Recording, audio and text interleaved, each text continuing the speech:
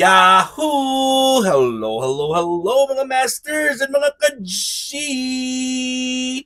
Good morning po sa inyong lahat dyan sa Pilipinas at sa buong Asian countries. At kung sama kayong lapalop ng ating daigdig, ay hayaan niyo muna kami ni G, the Green Girl, Cutie Patuti Iguana, na batiin po kayo ng good morning, good noon, good afternoon, good evening, at good night na po sa mga ready nang matulog. At welcome po sa ating episode ngayon araw ng Sabado ng ating G and Daddy Health and Lifestyle Tips. So, nag-lecture po tayo tungkol po sa mga benefits po ng berries. Berries po ang ating topic for ilang araw na po tayo nag-topic about berries, di ba? Mga masters and mga ka-G. So, excuse me po. So, ating topic is 11 reasons why berries are amongst the healthiest foods on earth. So, naka-number 8 na ata tayo eh. Number 8 na tayo na topic. So, i-recall lang natin. Number 1 is loaded with antioxidants. Number 2 is helps or may help improve blood sugar problem and insulin response. Number 3 is high in fiber. And number 4, berries provide many nutrients. Number 5, helps fight inflammation. And number 6 is may help lower cholesterol levels. Number 7, may be good for your skin. And kahapon po ay nag-topic tayo is number 8 na pala tayo ngayon. Kahapon pala po yung skin. So ngayon po ay number 8 na po tayo mga masters, mga ka-G. It may help protect against cancer. Ayun po ang ating topic for today. Berries may help protect against cancer.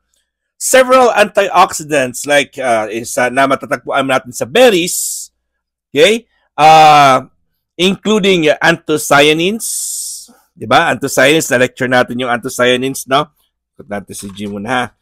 Okay, and then meron tayong tinatawag na ellagic acid and resveratrol, okay, may reduce cancer risk.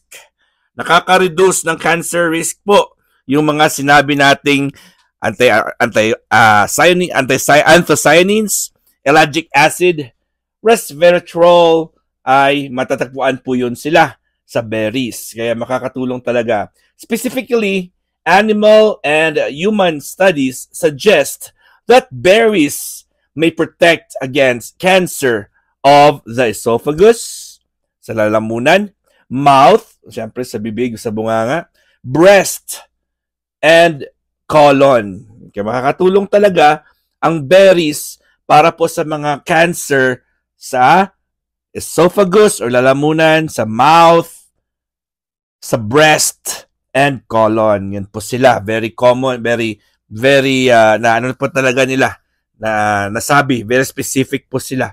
Okay? So, in a study in 20 people, sa 20, sa 20 tao, ang colon cancer, na may colon cancer, so kumain po sila ng 2 ounces or 60 grams of freeze-dried raspberries. Raspberry naman po yung kinain nila. Okay? So, sa 20, ulitin ko lang sa 20 na tao na meron po silang colon cancer, kumain po sila ng 60 grams or 2 ounces of freeze-dried raspberry for 1 to 9 weeks. So hanggang 9 na linggo po silang kumakain ng tig 60 grams of freeze-dried, kumbaga, inagay po ito sa pinakamalamig na specific, may mga specific temperature po yan na very, very high. Kumbaga, freeze, nagiging frozen po sila. And then once na umabot po sila sa ganyang level ng kalamigan, ay yung particles po niyan ay nag-freeze. So hindi po siya niluluto sa init, hindi po siya pinalalagyan ng tubig. Ayan po ay linagay po sa isang machine or ang ating freezer, na yung freezer, hindi katulad sa freezer na ginagamit natin. Specific or special freezer po yan, na kumbaga naaabot yung specific freezing point or freezing time, freezing point ng kung ano man yan yung inyong kanilang ginagawa na gagawin nilang freeze-dried. Okay?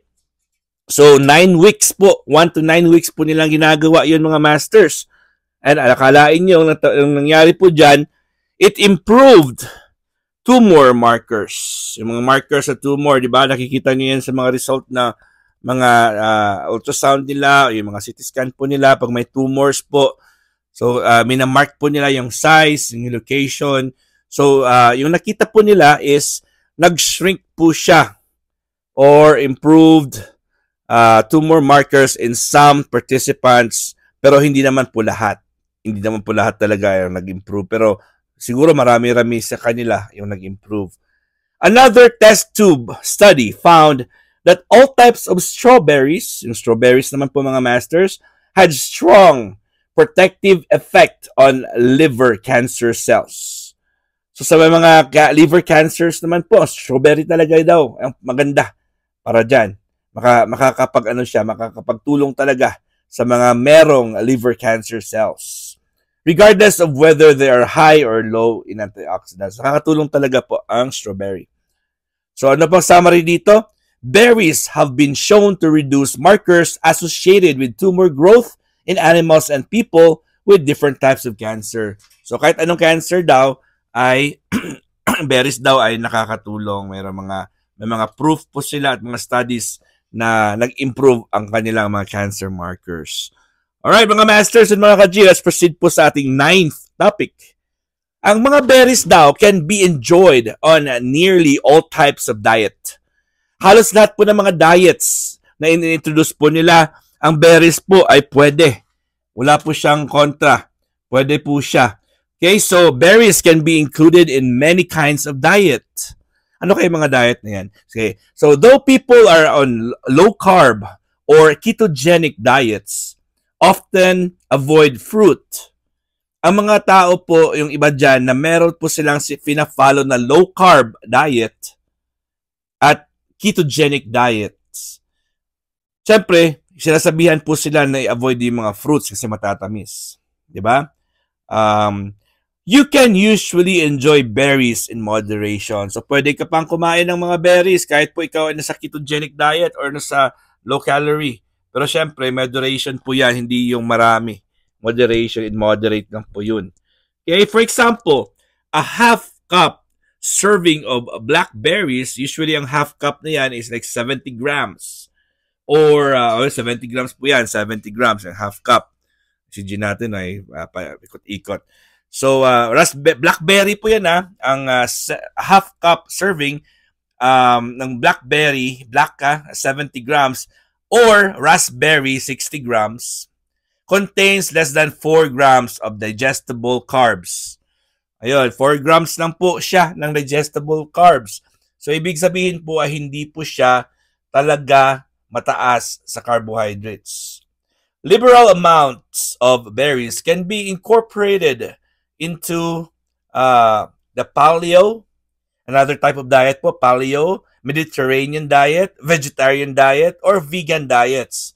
Okay, meron po silang 4 na mga kinds of diets na in-enumerate po dito. So, ibig sabihin, yung berries, pwede talagang i-include pag ikaw po ay nagfa-follow ng number 1 is paleo, P-A-L-E-O, paleo diet, Mediterranean diet, ayun, very familiar kayo sa Mediterranean diet, and of course, vegetarian diet and vegan diet. For people who want to lose weight, ito po, people who wants to lose weight, the few calories in berries make them ideal to include meals, snacks, and desserts. So sa mga gusto mag-lose weight, pwede pa lang idagdag ang mga berries sa inyong meal. Huwag kayong mag-alala. Basta in moderation po, hindi po siya katulad sa ibang mga prutas or carbohydrate sources na nakaka-apekto talaga sa inyong pag-lose ng inyong weight. Organic and wild berries are now widely available in many parts of the world. Usong-uso na po talaga yung mga organic na yan, di ba? What they're not in season, when they're not in season, pag hindi po season ng kanilang variety, Pa, 'di ba? Meron kasi seasonal kasi yung mga berries eh. Okay? So frozen berries can be purchased and thawed as needed. Ayun yung mga ating pinapakain kay G is frozen po yan. So all throughout the year po, meron po silang benta na yan kasi frozen po siya. So yun ang ating, di ba, nakita nyo kahapon yung ating pinakain kay G. Frozen berries po yan. Okay? So, ang berries ay hindi talaga delikado. Di ba? Kaya don't worry about the berries because they really, really are beneficial sa ating health. Okay? So, pwede yun, yung katulad sa pinapakain natin kay G, pwede lang yun ilagay sa container, palabasin na sa freezer, kumuha ng mga, kung ano yung kailangan yung kunin, tsaka let it stay there for let's say 30 to 40 minutes or 1 hour. Ayun, at matutunaw na po yung ice at maglalambot na po yan yung berries at yun ang kainin or ibigay kung kanino mo gusto ibigay. Di ba? The only people who need to avoid berries are those who require low-fiber diet for certain digestive disorders. So, mayroon silang mga diet pero may mga digestive disorders na po talaga sila, as well as individuals who are allergic to berries. Meron talagang allergic sa berries, di ba? Allergic reactions to strawberry is most common. Okay, so the summary is berries can be enjoyed on most diets as they're low in calories and carbs and widely available fresh or frozen. O, diba? So, mga masters and mga G, maraming salamat ulit. At ako po yung magpapasalamat din sa inyong support sa ating kakatapos kagabi na premiere promotion sa Team Puyaters. At ako yung na-late ng 1 hour. Pero thank you talaga at nandyan pa rin po kayo. At syempre, hanggang dito lang po tayo. Kita-kits ulit tayo bukas sa ating premiere marathon. Hindi pala. Bukas na pala, no? Alright. God is great! Yahoo!